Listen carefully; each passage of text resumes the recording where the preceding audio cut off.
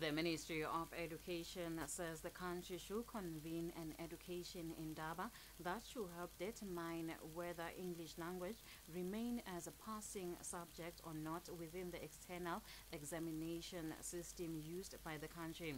The Director of Education, Sibongile Mjali, was responding to questions from Swazi TV to whether or not students who fail English as a subject will receive any form of comfort in the 2017 external examination results. Thousands of 2016 JC students could not make it to the next level after they failed English language as a subject, although they had passed all other subjects. An outcry from concerned parents who challenged the Minister of Education to find a long-term solution to English language being a passing or failing language as a subject. At the beginning of the year, the Minister of Education undertook an exercise to determine the feasibility of doing without English as a failing or passing subject. Should the nation expect some changes in the 2017 external examination results? The issue that English is really the determining factor whether you get to a university or tertiary institution is very critical. So we cannot just sit here and say, yeah, we are taking a resolution.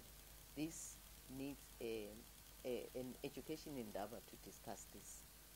So where everybody is going to tell us or is going to have an input on how this issue can be handled. Let me give just a scenario to say, we can say, okay, English is okay. We are not rating it as a passing or failing subject. And then you go to tertiary institutions, all of them will say, in order for you to get into this institution, you need to have passed English. Why are they doing that? It's because it's a kind of a selective mechanism, because there are limited spaces at tertiary institutions. So we might have a scenario where everybody has passed, but they are roaming the streets because they can't get into university or colleges. While local views and policies may be conflicting, could the SADC protocol on education be an answer to such clashes? For Swazi TV News, I'm John Perez with Sihle Dlamini in Mbabane.